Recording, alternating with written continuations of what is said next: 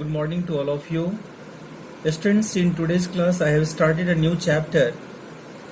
That's name is Trigonometry, chapter 8. This is new for you because you have not studied yet trigonometry in previous classes. So this is absolutely new for you. So try to understand properly. Trigonometry means the measurement of three angles. Tri means three, gono means angles, and metry means measurements. Basically, in trigonometry, we always talk about the right angle triangle. Right angle triangle. This is a right angle triangle ABC, in which B is 90 degree. So obviously angle A and angle C both are acute angles. Because B is 90, then angle A and angle C will be acute. In trigonometry, some trigonometric ratios are 6 in number. That ratios give the relation between the sides and angles of any right angle triangle. So first of all,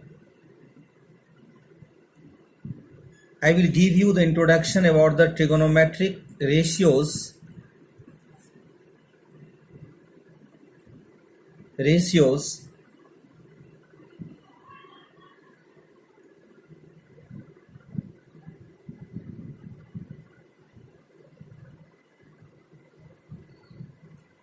ratio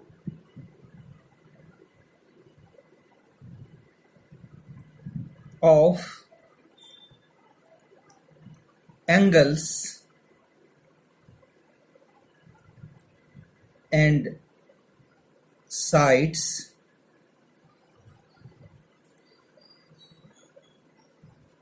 is determined by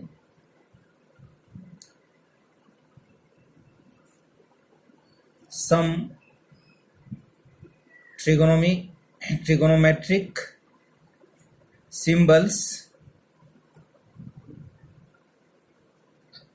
which are called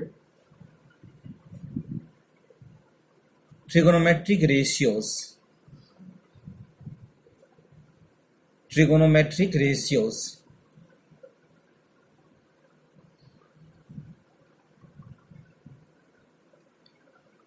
They are 6 in number.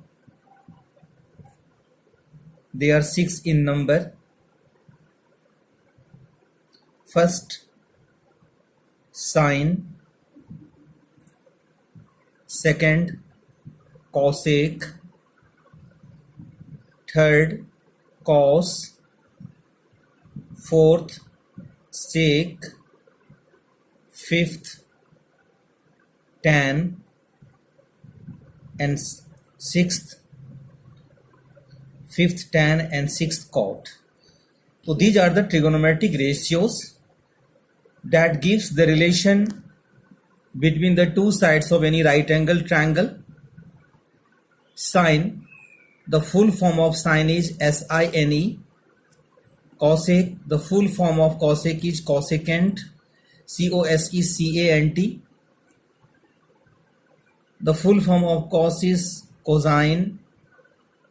The full form of sec is secant.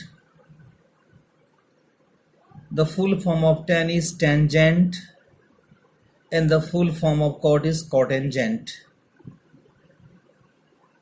But we have not to learn full form. Only we have to use the short form, that is sine, cosec, cos, sec, tan and cot.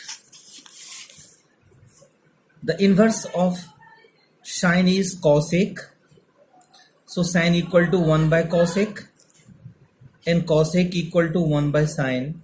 Inverse of cos is sec. So cos equal to 1 by sec and sec equal to 1 by cos. And the converse of tan is cot. So tan equal to 1 by cot and cot equal to 1 by tan.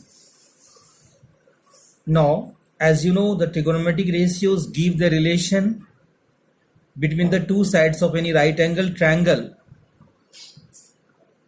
So sine equal to P upon H in any right angle triangle, P for perpendicular and H for hypotenuse.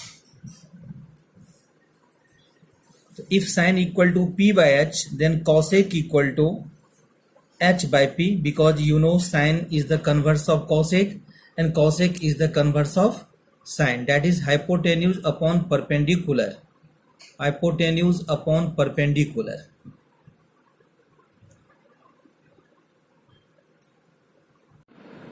So the students, sine equal to P upon H, perpendicular upon hypotenuse, और sine का inverse cosec होता है, तो cosec equal to H upon P, that is hypotenuse upon perpendicular. अब cos पे आइए.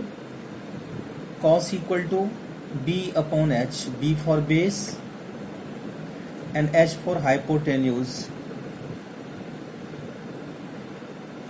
यदि हम सेक फाइंड करेंगे तो कॉस का कन्वर्स सेक होता है, तो H upon B, that is hypotenuse upon base. अब हम tan और cot पे आएंगे. tan equal to P upon B, that is P for perpendicular and B for base. और यदि हम cot फाइंड करते हैं तो B upon P, that is base upon perpendicular. और किसी भी राइट एंगल ट्रायंगल में आपको पता है, यदि ABC राइट एंगल ट्रायंगल हो, जैसा कि हमने बताया था कि एंगल A और एंगल C एक्यूट है, तो किसी भी एंगल के सामने वाला साइड उसका परपेंडिकुलर होता है. यदि में साइन में A लगाएंगे तो साइन का फॉर्मूला हमने P बाय H बताया, तो इस एंगल के लिए P का वैल्यू जो होगा वह ये हो जाएगा और बेस हो जाएगा AB, और hypotenuse will never change because that is the longest side, तो AC हो जाएगा हाइपोटेन्यूज. बट यदि हम एंगल C पे कंसीडर करें और यदि एंगल C को लगा दें हम किसी भी ट्रिगोनोमेट्रिक रेशियो में, तो इस एंगल के लिए C के लिए जो P होगा वह सामने वाला अपोजिट साइड होगा, यानी AB होगा, बेस होगा BC, और हाइपोटेन्यूज तो आपको पता ही है AC होगा. तो डैट मीन्स जनरली ये जो परपेंडिकुलर लाइन है AB, इसको हम परपेंडिकुलर कहेंगे P. जो नीचे हॉरिजॉन्टल लाइन सेगमेंट है उसको हम बेस कहेंगे, और ये जो AC है लॉन्गेस्ट साइड उसको हम हाइपोटेन्यूज कहेंगे. और आपने पाइथागोरस थ्योरम में प्रॉपर्टी भी पढ़े हैं कि H square equal to P square plus B square. तो अब यहाँ पे हम P, B और H में रिलेशन लेंगे, तो P, B और H में रिलेशन हम लेंगे. As you know H square equal to P square plus B square. यदि यहां से हम H फाइंड करते हैं तो ये अंडर रूट आ जाएगी P square plus B square. अब इस फॉर्मूला से दो अदर फॉर्मूला भी फाइंड करेंगे. यदि यहां से हम पी स्क्वायर फाइंड करते हैं तो बी स्क्वायर आ जाएगा LHS के side, H square minus B square हो जाएगा, और यहाँ से P का वैल्यू हो जाएगा under root H square minus B square. यदि हम यहाँ पे बी स्क्वायर फाइंड करेंगे ये हो जाएगा H square minus B square, और यदि हम B फाइंड करेंगे ये हो जाएगा under root H square minus P square. तो ये रिलेशन आपको लर्न करना है, the relation between P, B and H. So the trigonometric ratios, यदि आपसे पूछा जाए कितने ट्रिगोनोमेट्रिक रेशियोज होते हैं तो आप 6 बताएंगे. साइन, कॉसेक, कॉस, सेक, टैन और कॉट. साइन का कन्वर्स कॉसेक, कॉसेक का कन्वर्स साइन, कॉस का कन्वर्स सेक, सेक का कन्वर्स कॉस, टैन का कन्वर्स कॉट और कॉट का converse tan. So the trigonometric ratios of an acute angle in a right triangle express the relationship between the angle and the length of its sides and the length of its sides. Note में लिखेंगे आप the values of the trigonometric ratios, TR लिख देते हैं short form में, trigonometric ratios of an angle don't very with the lengths of the sides of the triangle if the angle remains the same.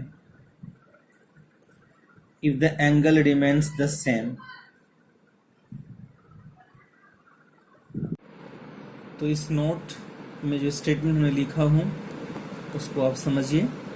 The values of the trigonometric ratios of an angle don't very with the lengths of the sides of the triangle if the angle remains the same. किसी भी triangle में चाहे उस side कितना ही बड़ा क्यों न हो, यदि एंगल सेम है तो जो ट्रिगोनोमेट्रिक रेशियोज का जो वैल्यू होगा वह कभी चेंज नहीं होगा. इट मीन्स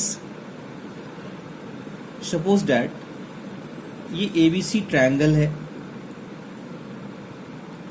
बी 90 है, ये एंगल 30 डिग्री है. अब यदि मैं इस ट्रायंगल के साइड को यदि हम बढ़ा भी दें लाइक दिस, लेकिन यदि एंगल सेम ही रहे, ये एंगल 30 डिग्री, तो इस साइड बढ़ाने से एंगल पे कोई इफेक्ट नहीं होता है. तो यदि हम एंगल को सेम रखें और साइड बढ़ा भी दें तो उस एंगल का जो ट्रिगोनोमेट्रिक रेशियोज निकलेगा वह चेंज नहीं होगा. जो इस ट्रायंगल के लिए होगा वही इस ट्रायंगल में वही रेशियो होगा. दोनों का रेशियो सेम होगा, वह वैरी नहीं करेगा. चाहे लेंथ कितना भी बड़ा क्यों ना हो, यदि वह एंगल सेम है तो रेशियोज जो होगा ट्रिगोनोमेट्रिक रेशियोज वह सेम होगा. यही इस स्टेटमेंट का मीनिंग है. अब हम एक क्वेश्चन ले रहा हूं जो एक्सरसाइज 8.1 में ऐसा क्वेश्चन, इस टाइप का क्वेश्चन होगा. If sin A equal to 3/5 then, अब यहाँ पे पूछेंगे कि A क्या है, तो A इज एंगल. जैसे कि यहाँ A है तो ये एंगल A हो गया, इसमें साइन लगा देंगे तो साइन A हो जाएगा. तो जैसा कि मैंने बताया कि किसी भी एंगल के लिए सामने वाला साइड परपेंडिकुलर होता है. तो यदि हम एंगल A पे कंसीडर करेंगे तो ये जो BC है वह P हो जाएगा परपेंडिकुलर, और ये जो AB होगा वह बेस बन जाएगा. और ये तो हाइपोटेन्यूज हमेशा कांस्टेंट रहता है. यदि हम एंगल C पे कंसीडर करेंगे, यानी हम यहाँ साइन C लगा देते हैं तो P हो जाता है ये और B हो जाता है ये, और H तो कांस्टेंट ही रहता है. तो if sin A equal to 3/5 then find cos A and tan A. Solution. sin A equal to 3/5. Sine का फॉर्मूला आपने पढ़ा है P/H. ये रेशियो में है तो P हो गया 3x और H हो गया 5x. डिनोमिनेटर 5, डिनोमिनेटर H, तो H 5x चूंकि रेशियो में है तो हम डायरेक्ट 5 नहीं ले सकते हैं, तो हमने 5x ले लिया. और P हो गया न्यूमरेटर जो कि यहाँ 3 है तो 3x. P और H यहाँ दिया हुआ है. तो हम इस ट्रायंगल में इस क्वेश्चन के लिए यही फिगर रखता हूं, या मैं एक फिगर बना लेता हूं साइड में. A B C sine A P/H, तो ये एंगल ले रहा हूं A, जिसके लिए P होगा ये BC जो कि 3x दिया है और हाइपोटेन्यूज 5x दिया है. अब मुझे यहाँ बेस निकालना है पहले, तो हम यहाँ पे बेस यानी B का फॉर्मूला लगा देंगे जो मैं ऊपर लिखा हूं, B equal to √H² minus B². H दिया है 5x और P दिया है 3x. 5x का स्क्वायर 25x² और 3x का स्क्वायर 9x स्क्वायर, माइनस करेंगे अंडर रूट 16x स्क्वायर, जिसका वैल्यू हो जाएगा 4x, यानी बेस निकल गया कितना 4x। अब मुझे दो ट्रिगोनोमेट्रिक रेशियोज फाइंड करना है, कॉस ए और टैन ए। तो हम कॉस ए का फॉर्मूला लगा देते हैं, you know cos equal to B by H, यानी बेस, तो बेस हमने निकाला हूं 4x और हाइपोटेन्यूज 5x है, एक्स एक्स कैंसिल, तो कॉस का वैल्यू हो गया कॉस ए का 4/5। यदि मैं यहाँ पे tan a निकालता हूं तो tan का फॉर्मूला होता है p बाई बी, तो p फॉर परपेंडिकुलर जो कि दिया हुआ है 3x और b फॉर बेस जो मैं अभी फाइंड किया हूं 4x, x और x कैंसिल, तो tan a का वैल्यू कितना हो गया 3/4। So cos a equal to 4/5 and tan a equal to 3/4। तो that means one of the trigonometric ratios will be given to you and you have to find other trigonometric ratios।